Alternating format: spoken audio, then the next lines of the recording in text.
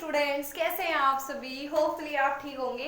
चलिए, तो आज की वीडियो में हम आपके साथ डिस्कस करने वाले हैं मूवमेंट्स के चैप्टर 4 को, इन द किंगडम ऑफ फूल्स, जिसके राइटर है कन्नड़ फॉकटेल। ठीक है, इन द किंगडम ऑफ फूल्स, आपको इसी से पता चल रहा होगा कि मूर्खों के राज्य में। यहाँ पे हम एक तरीके से मूर्खों के राज्य के बारे में ही डिस्कस करने वाले हैं। ठीक है, तो इस स्टोरी में क्या, सबसे पहले मैं आपको बता दूं कि ये स्टोरी बहुत ही ज्यादा इंटरेस्टिंग होने वाली है।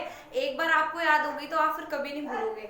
देखिए, मैं स्टोरी को, इंग्लिश का सब्जेक्ट है बट फिर भी मैं हिंदी में इसको समझाती हूँ। इसी वजह, इसके पीछे एक बहुत बड़ी वजह है, क्योंकि देखो, अगर आपको सब, मेरा मानना यह है कि अगर आपको स्टोरी पता होगी हिंदी क्योंकि हमारी ही लैंग्वेज है, अपनी मातृभाषा है। अगर हिंदी के बारे में आपको, हिंदी में अगर आप किसी स्टोरी को समझ सकते हो ना, तो फिर आप उसको, अगर फर्स्ट आप 8th क्लास तक हो तो आपको सेंटेंस बनाने भी आते ही होंगे।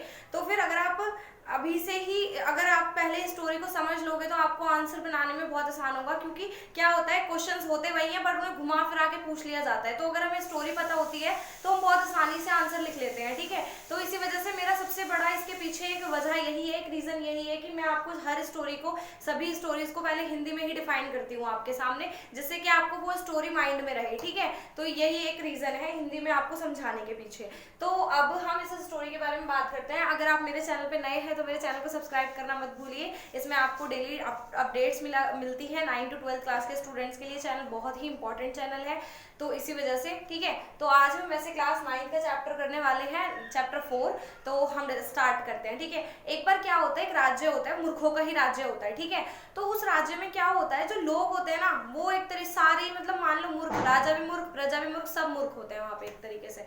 तो जो राजा होता है वो क्या करता है, अपनी प्रजा से क्या करवाता है, पूरे दिन तो वो लोग सोते हैं और वो रात को काम करते हैं अपने किंगडम में। क्या करते, रात को काम करने का होता है और दिन में सोने का, जबकि ये तो अपोजिट हो गया हमसे। ठीक है, तो और वहां पे सभी चीज एक डड्डू में मिल जाती है। मतलब कि चाहे वो कितनी महंगी हो और कितनी सस्ती हो, उसकी कीमत एक डड्डू होती है, वो उनकी करेंसी होगी अपनी। ठीक है, तो उसके सिर्फ इतनी कम उसमें प्राइस में आप कुछ भी खरीद सकते हो वहां पे। तो एक बार उस किंगडम में एक, मतलब कि एक तरीके से एक शिष्य और एक गुरु दोनों आए वहां पे। तो जो वो गुरु थे, उनके, मतलब वो जो गुरु आया, उन्होंने वहां का जो एनवायरनमेंट देखा, वो तो अगले वहां से जाने की उसने सोच ली तुरंत ही कि मैं यहाँ पे नहीं रह सकता किसी भी तरीके से। तो वो इस किंगडम को छोड़ के चले गए। लेकिन जो इनका शिष्य था वो वहां, वो वहां रुकने के लिए उसने निश्चय किया। लेकिन जो गुरु था उसने सोचा कि मूर्खों के साथ रहना ना सबसे बड़ी बेवकूफी होगी अगर मैं यहाँ पे रुकूंगा, क्योंकि ये तो मूर्खों के साथ, तो अगर मैं, मतलब हम रहेंगे समझदार, मैं रहूंगा तो फिर मैं भी यहाँ पे या तो बेवकूफी हो जाऊंगा या पागल ही हो जाऊंगा। तो वो चले गए थे वहां से। ठीक है, तो उनके शिष्य वहां पे रुके हुए थे। अब होता क्या है वहां पे कि एक बार एक चोर अंधेरे में, मतलब रात को चोरी करने, दिन में रात को जो भी है, चोरी करने के लिए वहां पे जाता है एक के घर में। और जब वो चोरी करके वापस लौट रहा होता है तो उस घर की दीवार उसके ऊपर गिर जाती है, जिससे कि वो मर जाता है। ठीक है, तो अब जो उस चोर का जो भाई होता है, ब्रदर होता है, वो वहां के राजा के पास आता है और बोलता है कि मेरा भाई जो है वो मर गया चोरी करते टाइम या जो भी है। और उसके लिए उसने, जिसका वो घर था, उसको जिम्मेदार ठहराया, मतलब उस दीवार के मालिक को उसने जिम्मेदार ठहराया। अब राजा ने बोला बुलाया जाए दीवार के मालिक को। अब दीवार का मालिक आ गया उसका, तो उसने बोला कि इसमें मेरी गलती तो है ही नहीं, ये तो चिनाई करने वाले की गलती है। तो अब फिर क्या हुआ, उसने बोला चलो ठीक है तुम रुको, अब हम चिनाई वाले को बुलाते हैं। उन्होंने चिनाई करने वाले को, यानी कि दीवार जो बनाते हैं, मिस्त्री जो होते हैं, उनको, उसको बुलाया। ठीक है, तो वो आ गया। उसने बोला इसमें मेरी क्या गलती है, इसमें गलती है एक नाचने वाली की। ठीक है, उसने उस नाचने वाली को दोषी ठहराया। उन्होंने बोला नाचने वाली की क्या गलती है, उसने बोला कि उसने मेरे को अपनी तरफ अट्रैक्ट किया, वो इतनी खूबसूरत थी कि मैं उसकी तरफ अट्रैक्ट हुआ और वो मुझसे दीवार कमजोर बनी, या फिर जो भी है। तो नाचने वाली को दोषी ठहराया गया। अब राजा ने बोला चलो भाई नाचने वाली को बुलाया जाए। अब नाचने वाली भी आ गई वहां पे। जब नाचने वाली को बुलाया गया तो उसने बोला कि इसमें मेरा कोई भी दोष नहीं है, मतलब इसमें मैंने कोई भी कुछ नहीं किया, मेरा कोई फॉल्ट नहीं है इसकी दीवार गिरने में। इसमें जो दीवार गिरने में फॉल्ट है वो है एक गोल्ड स्मिथ का, यानी कि सुनार का, मेरा कोई दोष नहीं है। उन्होंने बोला भाई क्यों, तो उन्होंने बोला मैंने जो गहने बनने के लिए दिए थे, सुनार ने उन गहनों को बनाने में लेट कर दिया और मुझे बोला कि इस घर के सामने या इस दीवार के सामने खड़े होकर इंतजार करो, तो मैं इसीलिए यहाँ पे खड़ी थी। तो अब आखिर में क्या हुआ, सुनार को बुलाया गया। अब वो सुनार भी आ गया। चलो भाई, अब क्या हुआ, जब वो सुनार आ गया तो सुनार ने बोला भाई मेरा क्या दोष है, दोष तो व्यापारी का है, क्योंकि इस व्यापारी ने मुझे बोला कि तुम मेरे गहने पहले बनाओ, क्योंकि हमारे यहाँ शादी है, तो शादी की वजह से मुझे गहने पहले बनाने पड़ गए, इसमें मेरा कोई दोष नहीं है। अब वो भी बच गया, मतलब सब एक दूसरे पे अपने अपने फॉल्ट डाल रहे थे, दोष किसी का नहीं। तो व्यापारी को बुलाया गया। व्यापारी ने बोला कि इसमें मेरा क्या दोष है, नहीं तो लेकिन हाँ मतलब उसने बोला कि उसने को बुलाया गया, तो फिर आखिर में क्या हुआ, फैसला यही हुआ कि मतलब व्यापारी ही इसके लिए जिम्मेदार ठहराया गया। फिर बहुत इंटरेस्टिंग बात हुई, उसके लिए एक फांसी का फंदा तैयार किया गया उसको मारने के लिए। लेकिन क्या हुआ, उस फांसी के फंदे पे मतलब फांसी का फंदा जो था वो बनाया गया, मतलब बड़ा बन गया वो फांसी का फंदा, और उसमें कोई मोटी गर्दन वाला इंसान चाहिए था, उसकी गर्दन के अकॉर्डिंग कोई नहीं चाहिए था। तो भाई अब क्या हुआ, वो व्यापारी तो बच गया, और वो जो शिष्य था वो पकड़ा गया, क्योंकि उसकी गर्दन उस फंदे में आ रही थी पूरी फिट। अब वो शिष्य कांप गया, उसने फटाफट से अपने गुरु को फोन किया, उसने कि गुरु ने बहुत ही जल्द करके उस राज्य में आ गया। उसके गुरु ने बोला कि एक काम करो राजा, आप पहले मुझे फांसी दो। भाई राजा था मूर्ख, वो कह रहा क्यों दूं? उसने बोला कि पहले मुझको देना, बाद में मेरे शिष्य को देना। उसने बोला ऐसा क्यों?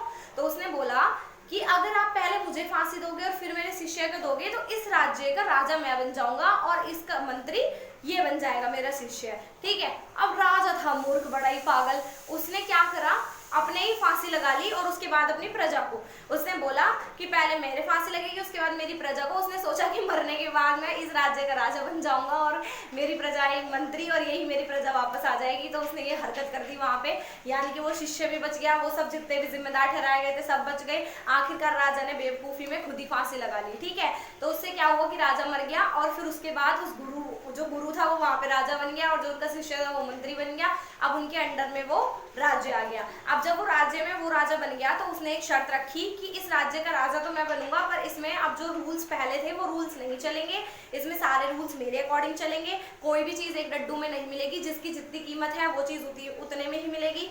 सभी लोग रात को आराम करेंगे, रात को सोएंगे और दिन में वो काम करेंगे, मतलब डे जो होगा वो वर्किंग होगा और नाइट में आप लोग अपना रेस्ट करो, स्लीपिंग जो भी व्हाटएवर सब कुछ। अब आपको आराम करने का टाइम रात को दिया जाएगा। तो उसने वो कुछ रूल्स जो उस राजा के द्वारा मूर्खों वाली हरकतें करके बनवाए गए थे उसकी फुलिशनेस के अकॉर्डिंग, तो वो सब उसने चेंज कर दिए और उसने अपने अकॉर्डिंग वहां पे नए रूल्स बना दिए। तो ये इन द किंगडम ऑफ फूल्स की बहुत ही इंटरेस्टिंग स्टोरी थी, बहुत ही इंटरेस्टिंग है, सीरियसली बहुत ही अच्छी लगी मेरे को भी ये स्टोरी और आपको भी होपफुली बहुत अच्छी लगी होगी।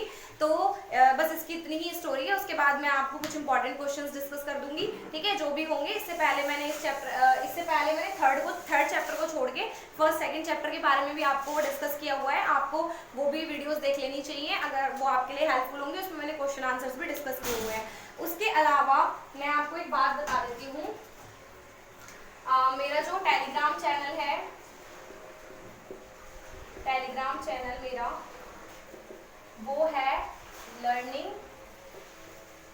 प्लेटफॉर्म और कैपिटल में है उसमें टीजे, ठीक है, लर्निंग प्लेटफॉर्म टीजे। आपको इसमें सभी पीडीएफ्स अवेलेबल होंगे जितने भी मैं आपको क्वेश्चन आंसर्स कराऊंगी और आपको इसमें भी नोटिफिकेशन टाइम टू टाइम मिल जाएगी कि मैंने मैंने आज अपने वीडियो में क्या कराया।